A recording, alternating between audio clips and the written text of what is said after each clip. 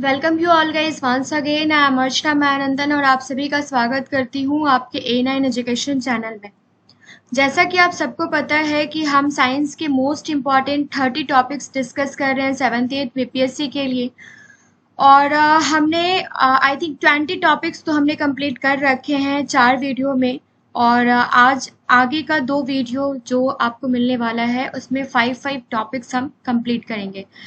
सबसे पहले हम स्टार्ट करेंगे major instruments and their principle से, जो कि फिजिक्स से रिलेटेड है। यहाँ से क्वेश्चंस पूछे जाने की संभावना है, क्योंकि अगर 10 साल के क्वेश्चन को देखा जाए तो कम से कम 4 से 5 साल में इस टाइप के क्वेश्चंस पूछे गए हैं। तो इसको जरूर हम देख के जाएंगे। फर्स्ट है हमारा कि रॉकेट लॉन्चिंग जो है ये कौन से प्रिंसिपल पर निर्भर करता है, तो ये है conservation of momentum.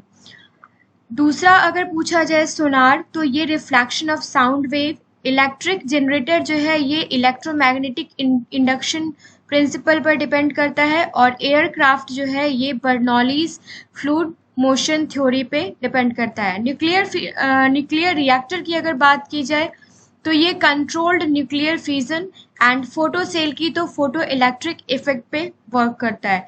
Electron microscope जो है ये वेव प्रॉपर्टी ऑफ इलेक्ट्रॉन पे एंड ऑप्टिकल फाइबर, काफी इंपॉर्टेंट है, ये क्वेश्चन पूछा गया है। और इसके बाद सोनार का क्वेश्चन ये पूछा गया है। ऑप्टिकल फाइबर जो है ये total internal reflection of light पे वर्क करता है। स्टीम इंजन जो है ये प्रिंसिपल ऑफ थर्मोडायनेमिक्स पे। और रेडियो एंड टेलीविजन जो है ये इलेक्ट्रोमैग्नेटिक वेव पे डिपेंड करता है। तो यहाँ से आप 1 मार्क्स की तैयारी सिक्योर कर सकते हैं। फिर हम दूसरा टॉपिक देखने वाले हैं डिफरेंट थ्योरीज ऑफ लाइट। यहाँ से भी क्वेश्चंस पूछे जाते हैं। हमने क्या करा है कि हमने 20 साल के क्वेश्चंस, 15 साल के क्वेश्चंस एटलीस्ट देखे हैं। वहाँ पे जो जो इम्पोर्टेंट टॉपिक्स है उसमें से मोस्ट इम्पॉर्टेंट टॉपिक्स 30 टॉपिक्स हर एक सब्जेक्ट का सिलेक्ट किया है और उसके बाद वहाँ से हमने रिविजन स्टार्ट कर दिया है। और अगर आप किसी भी सब्जेक्ट के लिए ऑब्जेक्टिव क्वेश्चंस की प्रिपरेशन करना चाहते हैं तो आपको इस चैनल पे बहुत सारे वीडियोस मिल जाएंगे जिनसे आप अपनी प्रिपरेशन को बूस्ट कर सकते हो। एक बार प्लेलिस्ट जरूर चेक कर लेना। नेक्स्ट है न्यूटन जो है, ये हम क्या देख रहे हैं, हम देख रहे हैं थ्योरीज ऑफ लाइट। न्यूटन ने कौन सा थ्योरी दिया, तो ये पार्टिकल्स थ्योरी ऑफ लाइट दिया। इसके बाद हगिंस ने कौन सा थ्योरी दिया, तो ये दिया वेव थ्योरी ऑफ लाइट। ग्रीमाल्डी ने डिफ्रैक्शन थ्योरी ऑफ लाइट। थर्मोस्योंट ने कौन सा थ्योरी दिया, तो ये इंटरफेरेंस प्रिंसिपल ऑफ लाइट दिया। और प्लैंक जो कि पूछा गया है quantum theory of light. Maxwell ने electromagnetic wave theory of light. इन दोनों का और इनका पूछा ही जाता है। आइंस्टीन का तो theory of relatively electromagnetic waves. ठीक है, ये आप नोट डाउन कर लेंगे, ये सारे के सारे बहुत इंपॉर्टेंट है। अब आगे आते हैं केमिस्ट्री पार्ट पे, जिसमें हम देखेंगे chemical compound and there uses. Glucose, इसका फॉर्मूला C6H12O6। इसका हेल्प किस में आता है, तो वाइन मेकिंग में और फ्रूट जूस प्रिजर्वेशन में। DDT जो है, DDT का छिड़काव जो किया जाता है, इसका फॉर्मूला होगा C12H9Cl5, used as pesticides in the agricultural field. आगे देखते हैं क्लोरोफॉर्म का CHCl3, जो कि एनेस्थेटिक इन सर्जरी के टाइम में बेहोश करने के लिए यूज किया जाता है एंड ये सॉल्वेंट के रूप में भी यूज किया जाता है। आगे देखते हैं यूरिया का, जिसका फॉर्मूला है NH2CONH2। ये इंपॉर्टेंट है, काफी इंपॉर्टेंट है, नोट डाउन कर लीजिएगा। एज अ नाइट्रोजनस फर्टिलाइजर इसको यूज किया जाता है। टीयर गैस का यूज हम क्यों करते हैं ये आपको पता ही होगा। पुलिस भीड़ जब इकट्ठी हो जाती है तो भी टीयर गैस का यूज करती है। प्रोटेस्ट में टीयर गैस का यूज किया जाता है। इसका फॉर्मूला होता है C10H5Cl2, used by police to clear the crowd। Mustard gas का यूज वर्ल्ड वॉर फर्स्ट में किया गया था, बाय जर्मन आर्मी किया गया था। C4H8Cl2S इसका फॉर्मूला है। एस्पिरिन, एस्पिरिन का काफी यूज है, जैसे treatment of fever, muscles pain जो होता है उसमें हम यूज कर सकते हैं। कॉमन कोल्ड एंड हेडेक्स में यूज कर सकते हैं। इसका फॉर्मूला होता है C9H8O4। क्लोरोफ्लोरोकार्बन्स का CFCs फॉर्मूला होता है as a refrigerant in the refrigerator, AC as aerosol propellant. इन सब चीजों में इसको यूज किया जाता है, किसको? क्लोरोफ्लोरोकार्बन को। इथिलीन ग्लाइकोल का फॉर्मूला C2H6O2 होता है, as antifreeze in cars में यूज किया जाता है। Carbon tetrachloride CCl4 to extinguish और कंट्रोल फायर्स। ये इंपॉर्टेंट है, इसको नोट डाउन कर लीजिएगा। नाइट्रोबेंजीन का फॉर्मूला होता है C6H5NO2 और इसको यूज किया जाता है manufacturing of various types of polish dyes and soaps में।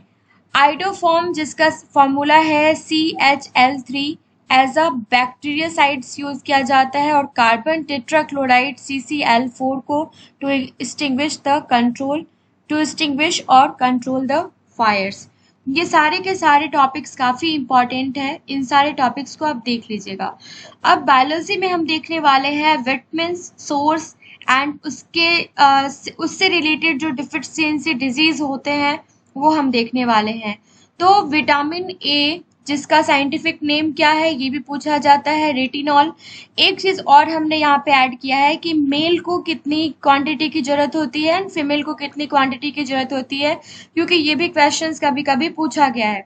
तो मेल को 0.7 mg की जरूरत होती है क्या? विटामिन ए की, और फीमेल को 0.6 mg की जरूरत होती है विटामिन ए की।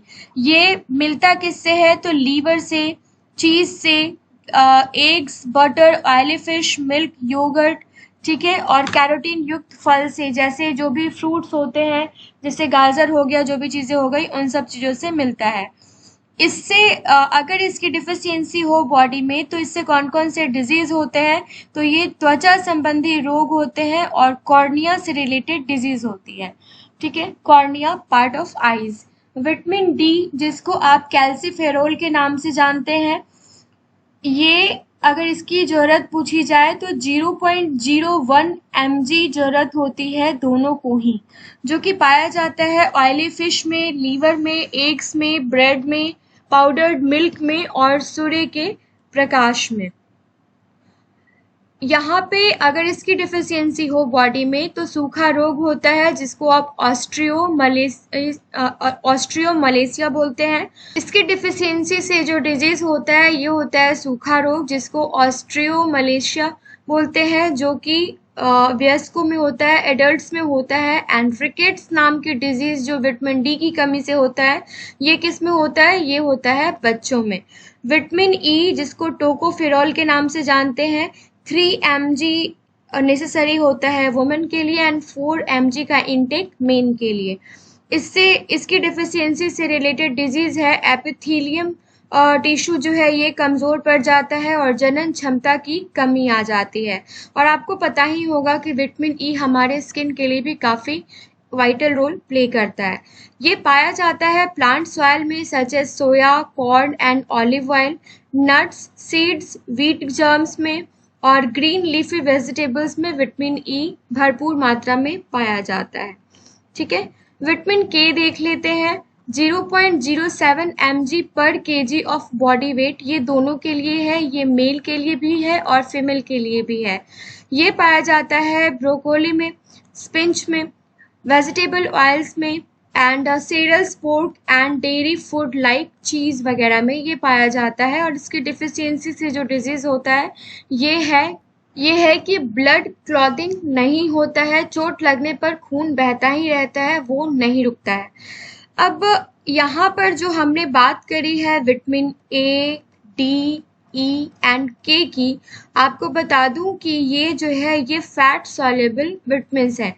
अब आगे जो हम बात करेंगे ये होगा वाटर सॉल्युबल विटामिन्स, ठीक है। विटामिन ई कॉम्प्लेक्स जो भी है वो सारे के सारे, विटामिन सी जो है वो भी वाटर सॉल्युबल विटामिन है, ओके। तो विटामिन B1 देखते हैं जिसको हम थियामीन के नाम से जानते हैं, जिसकी जरूरत वुमेन को 0.8 mg होती है और मेल को 1 mg होती है। इसकी कमी से दुर्बलता आती है बॉडी में और बेरी-बेरी नामक रोग होता है, और इसकी कमी को दूर करने के लिए हम इनटेक कर सकते हैं pork, vegetable, milk, cheese, peas, fresh and dried fruits, eggs, whole grains, breads and soybean से। ओके, विटामिन B2 देखते हैं जिसको बोला जाता है राइबोफ्लेविन। राइबोफ्लेविन जो है ये 1.1 mg की यूज होती है वुमेन के बॉडी में, एंड 1.3 mg यूज कर सकते हैं मेन। ओके, किलोसिस नामक डिजीज होता है विटामिन B2 की डिफिशियंसी से, जिसको दूर किया जा सकता है by the intake of milk, egg, fortified breakfast, cereals, paneer, egg, yeast, liver and meat. Liver मतलब जो आप चिकन मटन खाते होंगे उसका लीवर में बात कर रही हूँ, ठीक है। विटामिन B3, नियासिन जिसको बोलते हैं, निकोटीन अम्ल भी बोलते हैं, निकोटिनिक एसिड बोलते हैं, जिसकी 13 mg की जरूरत होती है वुमेन को एंड 17 mg की जरूरत होती है मेन को। राइस में पाया जाता है, मशरूम में पाया जाता है, beef, pork, chicken, wheat flour, maize flour, egg, milk and fruit में पाया जाता है। इसकी कमी से पेलेग्रा नामक डिजीज होती है। आगे देखते हैं विटामिन B5 जिसको हम पेंटोथेनिक एसिड भी बोलते हैं। इसकी कमी से चर्म रोग और वृद्धि में कमी, सफेद बाल, समय से पहले, वक्त से पहले बाल का सफेद होना, जनन क्षमता में कमी, ये सारे के सारे डिफिशियंसी डिजीज है किसके? विटामिन B5 के, जिसको हम पेंटोथेनिक एसिड के नाम से भी जानते हैं, जो पाया जाता है एग में, लीवर में, मीट में, मिल्क में, tomato, peanut, sugarcane, brown rice and broccoli में। विटामिन B6 जिसको पैराडॉक्सिन भी बोलते हैं, 1.2 mg जो है वो वुमेन के लिए, 1.4 mg जो है वो मेन के लिए, जो कि इन सब चीज़ों में पाया जाता है। और डिफिशियंसी डिजीज जो है ये है ब्लड डिफिशियंसी ऑफ ब्लड की कमी हो जाना बॉडी में, skin disease and muscles pain होना। विटामिन B7 जिसको आप बायोटीन के नाम से भी जानते हैं, और एक इम्पॉर्टेंट बात कि इसको विटामिन H भी बोलते हैं, जो कि 0.01 mg से लेके 0.2 mg तक जरूरत होती है मेल एंड फीमेल को।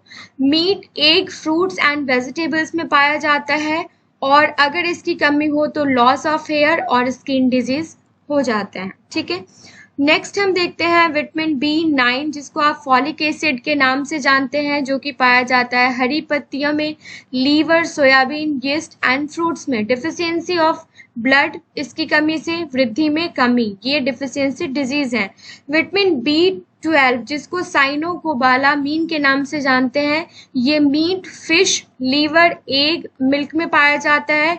ये रक्त क्षीणता, तंत्रिका तंत्र की गड़बड़ी, रक्त में कमी, और जो नर्वस सिस्टम है वो सही से इसका संचालन नहीं हो पाता है अगर साइनोकोबालामीन विटामिन की कमी हो बॉडी में। तो विटामिन सी, ये सारे के सारे क्या है फ्रेंड्स? ये सारे के सारे वाटर सॉल्युबल विटामिन है। विटामिन सी स्कॉर्बिक एसिड, जो कि लेमन, जो भी साइट्रिक फ्रूट्स होते हैं उसमें पाया जाता है।